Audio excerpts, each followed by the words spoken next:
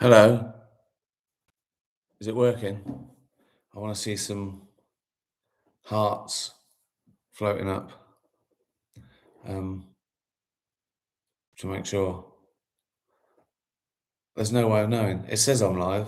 There's a few. Oh, here we go. Here we go. Hi from Taiwan. Wow.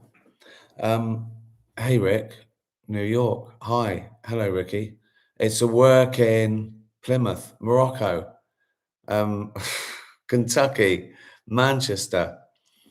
Right. So it's worked twice in a row. Happy Father's Day. Um, someone's got a question here straight away. Uh, Diz, what's your best memory of your dad? I actually talk about my dad in this new show because it's called Legend, but that's just to annoy people. Um, but it's sort of like not an auto. It's not completely autobiographical. It goes off on tangents about stuff, but I do talk about my childhood a bit and some of the things that formed me and got me to where I am today. And there's one, there's a couple of stories about my dad. I don't want to give away now, but it says a lot. It says a lot. Um, Best memory of dad. Well, looking back, there's one that's funny in retrospect that wasn't funny at the time. Um, I was about 10, and I was obsessed with sort of, wildlife and nature, animals and plants. And I used to sort of I used to keep these cacti. Right? They were in a like a big sort of like pot in the front room, but they were mine. And I'd made like I had a couple of you know these cacti, and I'd put rocks to make it look like the desert, right? And there was like a long one. And once my dad came in a bit pissed, and he thought he was sitting in his chair, but he sat on this desert scene and he squashed a cactus. Didn't even feel it. He didn't even feel it, right? And he sort of got up and sorry. And at the time, I just looked at this squash cactus and I was fucking gutted. But now,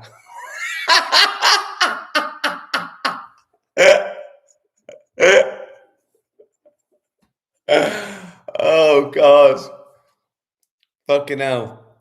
There was one long spindly one that he sort of squashed against the rock. So I sort of put sellotape on it and sort of tied it to it, and it worked. It sort of grew and it had it had scar tissue, but it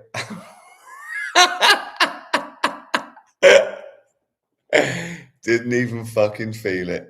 Um, so yeah, happy Father's Day. Oh, and this I want to show you this, right? It's not unboxing, but I can't be bothered to. So that's what's in it, right? It's our new ready to drink Dutch Barn. We've got 3 flavors. Very exciting. Look at this. I'll show you them all. Oh, ginger spice. Is that black cherry? What's that one? We need a raspberry. So there you go. You got British raspberry and lemonade, black cherry and cola. My favourite. One of my favourite drinks when I was a kid was cherry cola, and ginger spiced lime. So, and these were started because I couldn't be bothered to make cocktails. But my sort of like, CEOs and all the shows going, "Oh, get Ricky to make cocktails." Like, oh, all the other people, no, can't be bothered, can't make. So I don't have to now. I can just pour them out. So this is me. Let's try that one. It's right, lemonade. Now let's try ginger spice lime. So look, all you do, put some ice in a glass, open the can, and pour it on, and you've made your cocktail. Oh, and that comes out of 5% volume. So it's like drinking a can of beer, but it's a lovely. There, look. I made a cocktail like a proper celebrity would. Mmm. Oh my god. Oh my god, that's so good. It's that ginger is my favorite. Mmm. Are you watching the World Cup? Yeah, I am. It's annoying. It's sometimes I won't go past 11. I've got to get up the next day. So sometimes I might watch it the next day and not look at social media before I get up and stuff. But yeah, I've watched some great games. Uh, uh, I think there's annoying things about it, like the now obviously you can have a refreshment break when it's 90 degrees in the desert sun, but they're having them. It must be for advertising, mustn't it? Having them in air conditioned arenas, but it's warming up now. It's getting good. Questions, Daniel. Apart from yours, who is your favourite character in Alley Cats, and who plays the character? Um, I think. Oh, that's tough because they're all so different. But Tom Basden plays a character called Ponce, and he's not like the other cats. We're sort of like a gang of feral cats, and he comes around and he's a pet. So there's like a. I thought because it was like a British sitcom, there had to be a class element, and he's this sort of middle class, educated cat, somewhat naive, not streetwise like the rest of us, and we just get into arguments. It's like he walks in, and the first thing they do is these cats lay into him. It's so much fun. Um, so yeah, he's sort of educated and teaches the stuff, but we don't give a fuck. We just we insult him. So that might be my favorite. Uh, a trailer's out tomorrow. So the trailer drops tomorrow, Monday. Okay. So this is my entire campaign, my entire global campaign. I'm not going around the world. I'm not doing chat shows. Please just retweet the trailer so we get a second series. So there's a lot to beat. Okay. So my specials have all been number one. Afterlife was, and uh, I don't know the latest figures, but it's been watched by hundreds of millions of people. So I'm nervous. So please, I'm not nervous enough to go on chat shows, but just retweet. I don't ask much, do I? I don't ask much. You know, just retweet that trailer. I think it's really good. It's so difficult coming out with a trailer because I mean, particularly if it's your big shop window, this is it really. And you've got to give people the flavor of it. You mustn't give away too much plot. You can't give all the best jokes, but it's got to be good. You know, it's really difficult, but I think I've done a really good job. It'll give you an idea, but it could still lead the wrong way. I think people see a trailer and go, "Oh, it's definitely this. Oh, that's going to be this," and they just make it up. They just guess, and they're always fucking wrong. And if they're right, it's because they've had a million goes at saying what it's going to be like. So, uh, yeah, just I hope you like it. Um, another question, Jack. I'm doing my first open mic spot next week. Oh, what's the smartest way to use stage time to improve fastest? And how do you know when a bit is truly ready? Well, I don't know how old you are. I'm going to guess you're in your 20s doing your first. I don't know. You could be 50, but I've got a feeling maybe in your 20s. There is no rush. Why do you want to do it fastest? Why do you want to? What you want to? What do you want to be a millionaire at 28? Why? I've, I don't know.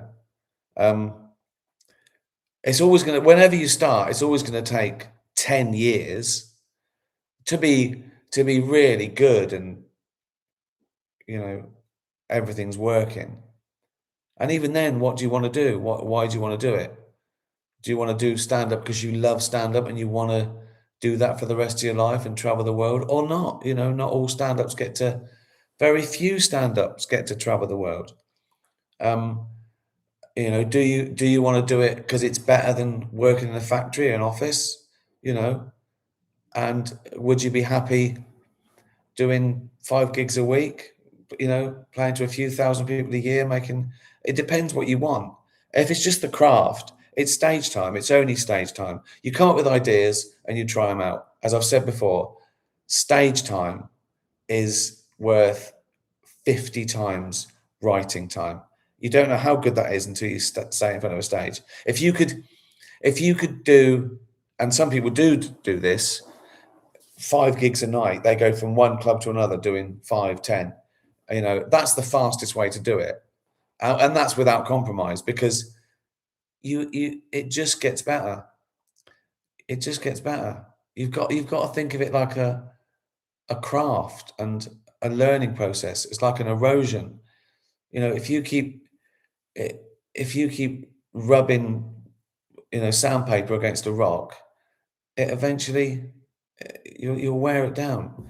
You can either do that quickly, or it takes the same amount of time and rubs, So, and there is something to, it is better to do 2 gigs a week than 1 gig a week, because you remember what you did yesterday, and that's sort of exponential if you can do more gigs a week. But you just do it. It just gets better. You're doing it. But it is a business. If you want it to be a career, it is a business, and you do have to consider what's fastest and what's best. And it's all changed. It's all changed now. A bit of telly, the right exposure, could sell out a tour. That doesn't exist now. Now it's pretty much online, social media. All the guys. There's guys that have been doing telly and those awful shows where they just muck around and make stuff, or panel shows. Now that used to be useful, but these guys that have been doing it for the last 10 years, they're being beaten by guys that have just done it on Instagram and YouTube. Those guys are selling more tickets now. So yeah, I think it's hard work. You still got to get exposure. Yeah, it's all about clips. Oh, good luck. Good luck. And just enjoy it. I think one bit about, just be honest. Just say, go out there and you go, I'm fucking terrified. I'm fucking, Jesus Christ. I've got some jokes. I think they're shit. Say what's on your mind. It's funnier. I can't stand it when I see a new comedian. He just bulldozes through it like, I've written this stuff and I'm just going to say it how it's written. Look around. Read the room a bit. Confidence is, it's hard. Fake it. Fake confidence. Let them feel that it's better to be cocky than up there shaking. I've seen that before, and it's devastating. So go out there and don't care. It doesn't matter. You don't know these people. Don't invite your friends and family to your first 100 gigs. Who gives a fuck? Go out there, bomb, fuck them. You're doing it for you, not them. They're not paying you yet. Just get good and enjoy it. Oh yeah, by the way, the first tickets for my new tour, Legend, are on sale Friday. It's just the first few UK gigs. I'm going to do loads. I'm going to do hundreds. So stop going, what? No, Glasgow? No, not yet. I haven't put them on sale yet. I've put the first, I don't know, what is it? First dozen on up to Christmas. That's all. So, yeah. Why aren't you coming to my town? I might be. I might not, because you've asked. I'm not coming. Anyone asks.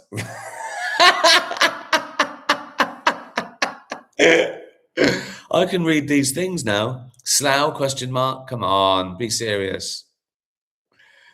Shall I say play Slough football ground?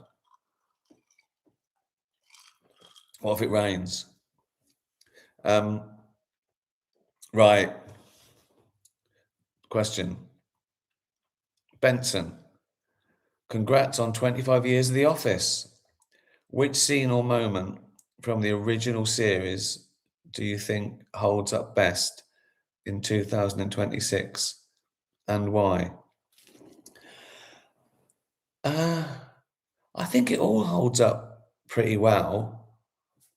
Because even though it was like a document of what it was like to work in the office at the turn of the millennium, it was the the themes were universal. It's about people, it's about work, it's about bosses, it's about, you know, there's romance, none of those things have changed really.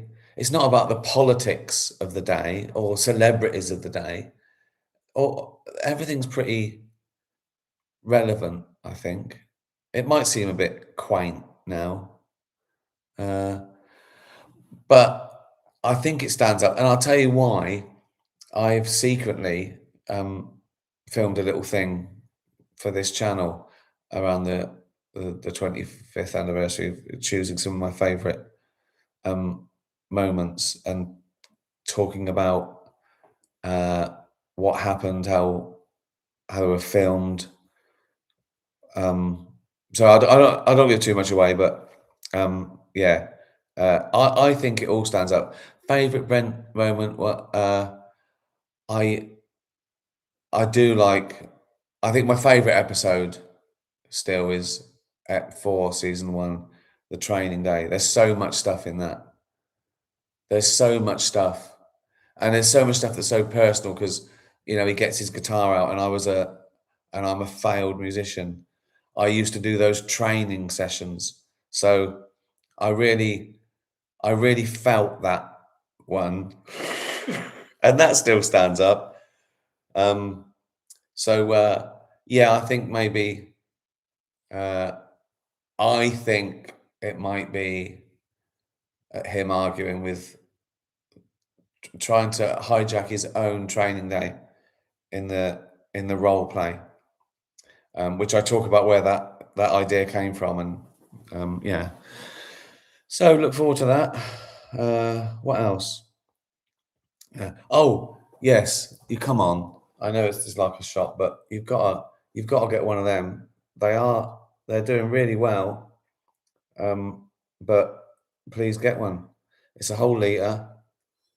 There's nothing like it. We've never done this before.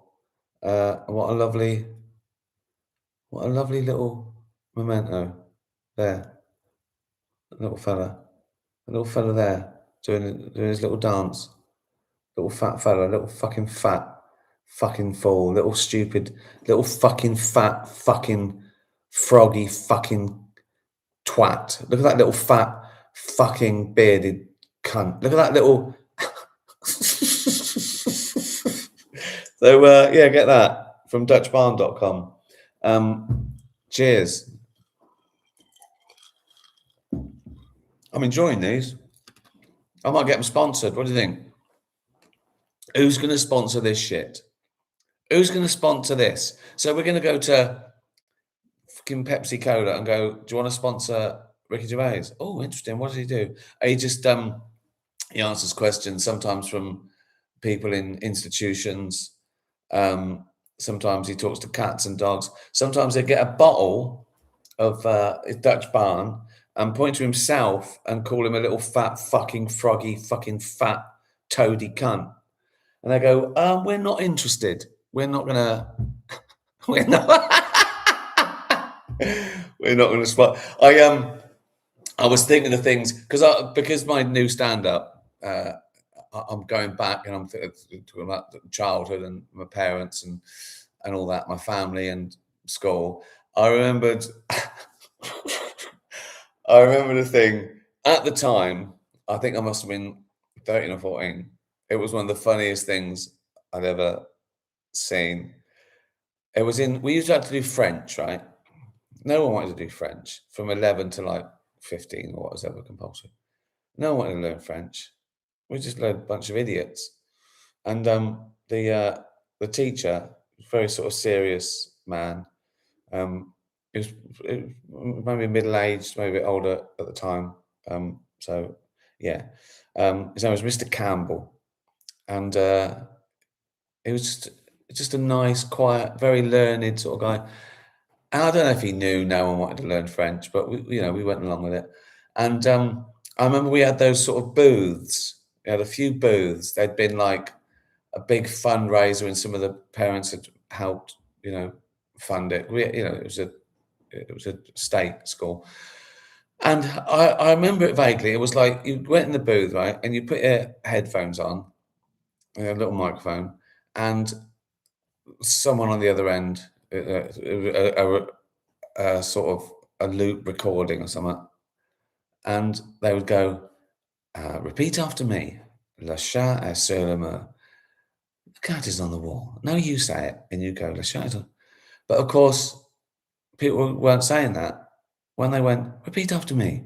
The cat is sur," you go, "Fuck the cat. Fucking Campbell is a fucking nonce."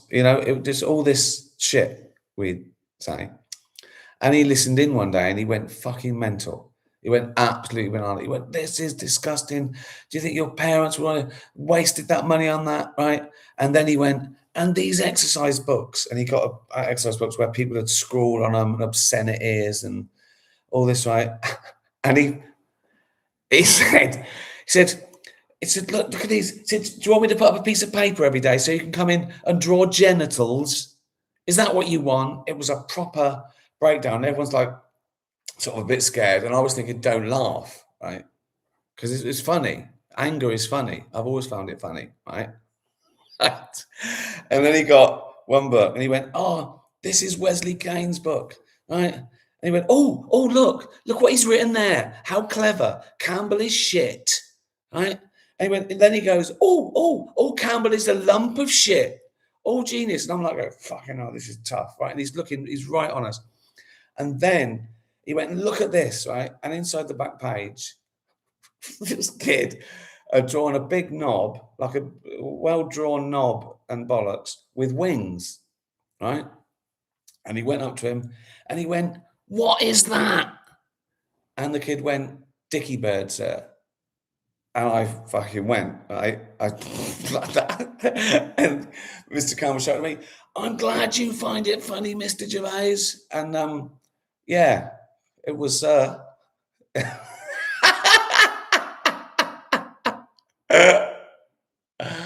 poor bloke. Oh, poor bloke. He wasn't a nonce, obviously, but you know, there's no reason not to insult a nice, lovely, innocent man doing his best to teach a load of fucking idiots French. Oh God. How long we got? Oh yeah, one last question. Oh, good. It's a doozy. Dio, keep your arms and legs or your knob? Question mark. Hold on. I, I, so I've got to lose my arms and legs to keep my knob. If I keep my arms and legs, I lose my knob. That's that's a lot. That's a lot to give up for a knob. I mean, yeah, I've got to lose the knob. I've got to have arms and legs and just no knob.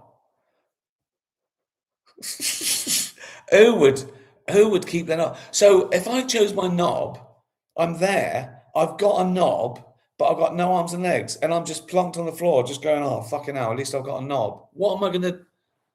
What am I gonna do? What am I gonna fucking do with it? Fucking hell! Not even keep one hand. That's shit. That's you gotta lose the knob. And I just walk around. No one to know, will they? No one to know. I go, all right, Rick. I go, yeah. I go, everything all right? I go, yeah, I got lovely arms and legs. They go, what? I go, I got lovely arms and legs. I go, yeah, we'll see you there. I go, yeah. Everything else? I got, I got arms and legs. That'll do, won't it? I go, what are you talking about? I go, no, just you said, got me arms and legs. Fucking hell. So please subscribe. Please subscribe to DutchBarn.com as well. Get tickets to my shows if you're around, if they're near you at the moment. Just the first few. The first few. I'm doing loads more. Don't ask. Why aren't you coming to? I might be. You just don't know about it yet. I'll do hundreds, okay? Fuck's sake. What else? Oh yeah, buy my Dutch Barn with that little fucking fat, fucking useless, froggy fucking twat on it.